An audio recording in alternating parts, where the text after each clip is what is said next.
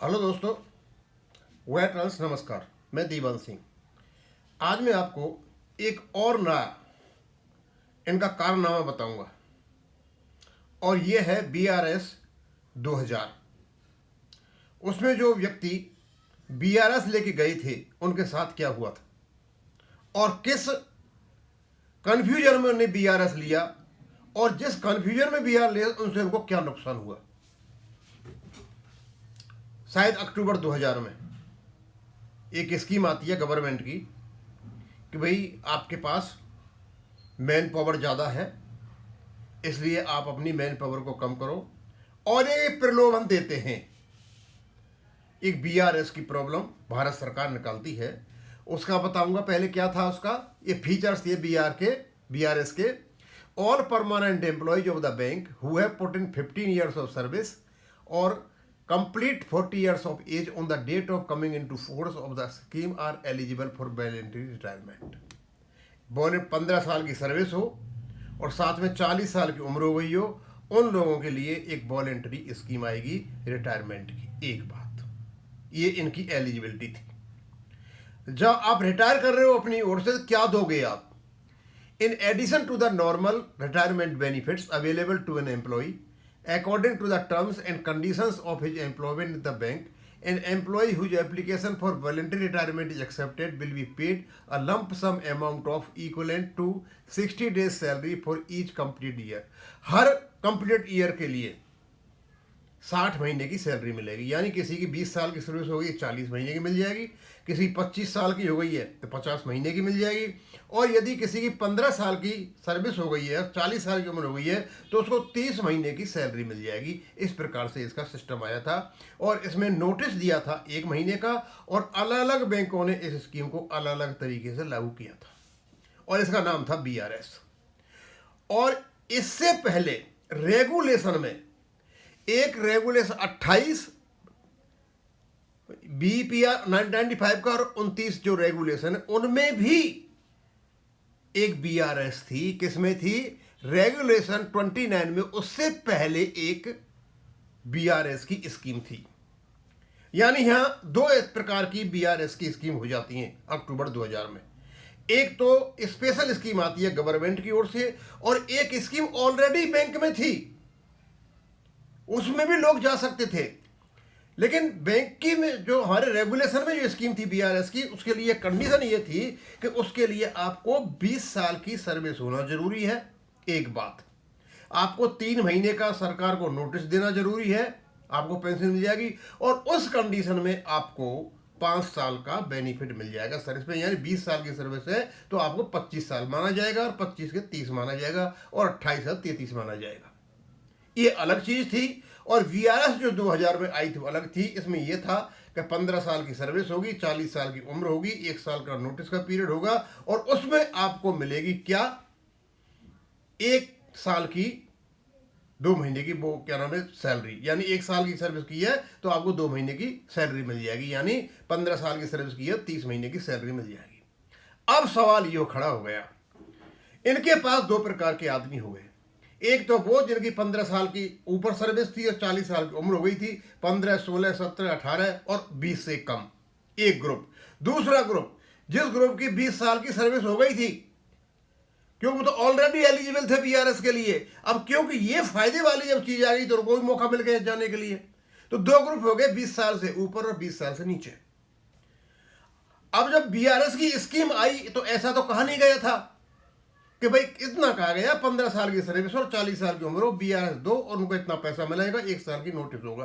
तो उसमें जो ऑलरेडी जो BRS जा सकते थे, जो 29 से कवर हो रहे थे, वो भी कवर हो गए और ये भी कवर हो गए। अब जिनकी 15 साल से कम सर्विस थी और जिनकी 40 साल की उम्र हो गई थी, वो भी इस कंफ्यूजन में थे कि इनको भी 5 साल का बेनिफिट मिलेगा।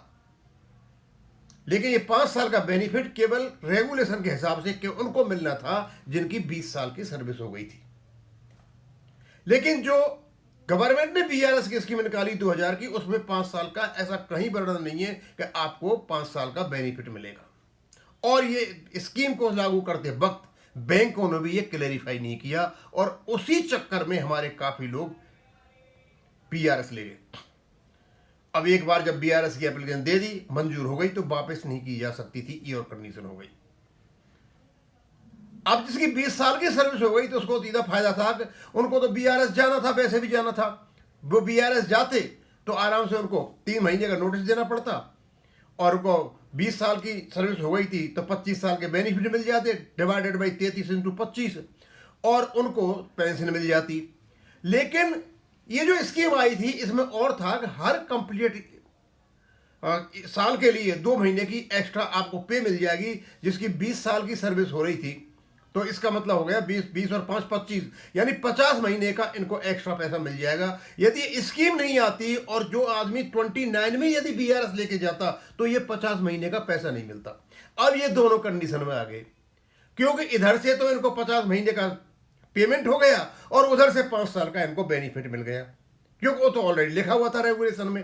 अब समस्या ये हो गई, इनने कर तो दिया, सब कुछ कर दिया, ये सब कुछ करने के बाद, एक्सेप्ट करने के बाद, अब इनको पता चला कि भाई ये तो गलती हो गई।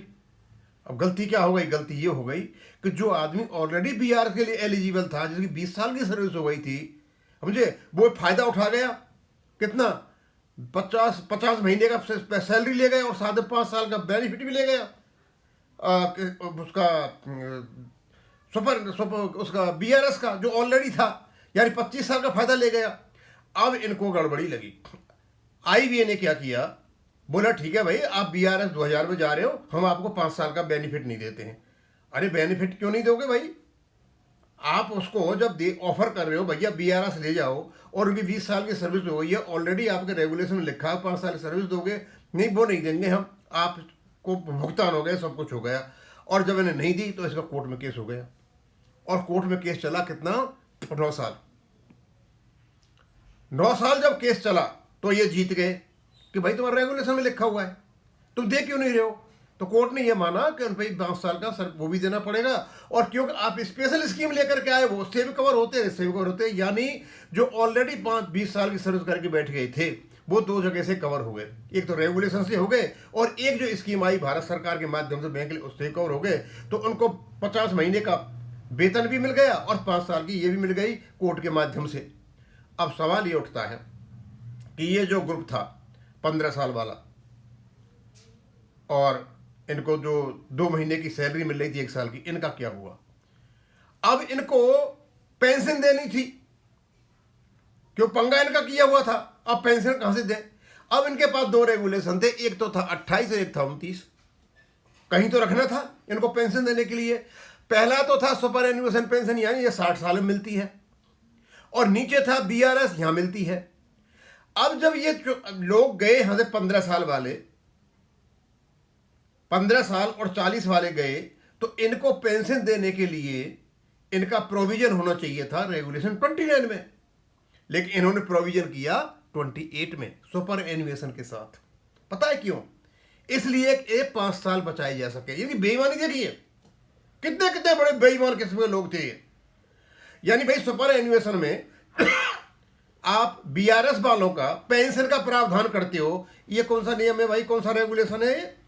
आप यहां डालिए ना बीआरएस में डालते हैं 5 साल देनी पड़ती हैं, इसलिए इन्होंने डाला। और ये डाला बाद में, जब ये रिटायरमेंट हो गए, सब कुछ हो गया, तो 2002 में जाकर कहीं डाला, उनको पेंशन का प्रावधान किया।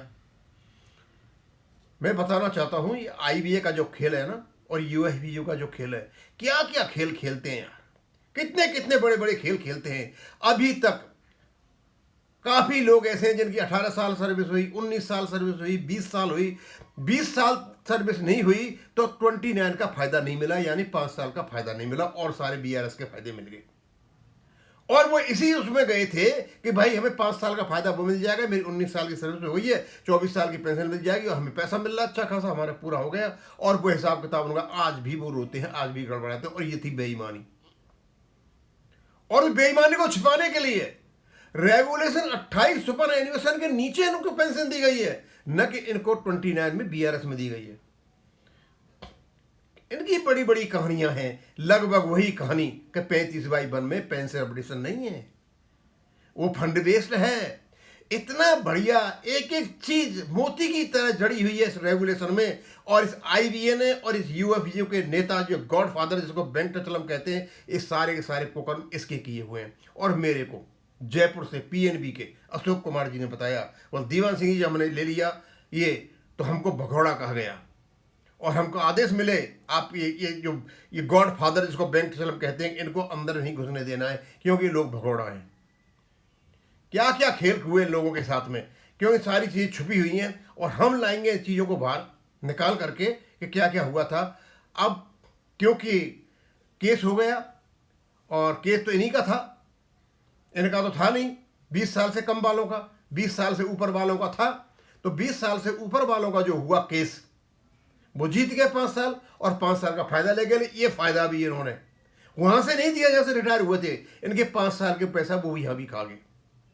और ये जो केस है 15 और 40 साल वाला, यदि ये लोग आज भी सुप्रीम कोर्ट में चले जाएं या कहीं कोर्ट में चले जाएं, से पूछें कि इस पेंशन को हमें एक उस प्रॉपर जगह से दी जाए जहां से हम हकदार हैं, यानी बीआरएस के नीचे से प्रोविजन रखे जाएं, ना कि प्रोविजन रखे जाएं 28 में सुपर एनुएशन के नीचे। और जैसे ही 29 में आते हैं, इनको ऑटोमेटिक 5 साल की सर्विस का फायदा मिल जाता है। क्यों ये भी तो बेईमानी कर रखी है, इसको वहां से निकाल करके यहाँ डलवाने के लिए, और 5 साल मिल जाते हैं। अब क्यों कोई 15 साल वाला 40 साल 15 साल जिसकी नौकरी हो गई थी, 40 उम्र वो कोई कोर्ट में गया नहीं, और तो उनका कोई मैटर हुआ नहीं, और मैटर हुआ था किसका हुआ, जिनको 5 साल का फायदा। और यहाँ जो है 29 में 5 साल का फायदा दे रहा है 29(5) में, कि यदि 20 साल की सर्विस हो जाएगी तो आपको फायदा मिल जाएगा कितना, 5 साल का। वो ले लिया इन्होंने, लेकिन वो भी फायदा इनको सही तरीके से नहीं दिया और वो 4-5 साल खा गए। ये इनके बड़े बड़े कारनामे हैं। अब इसको मैं यहीं खत्म करूंगा। थैंक यू, धन्यवाद।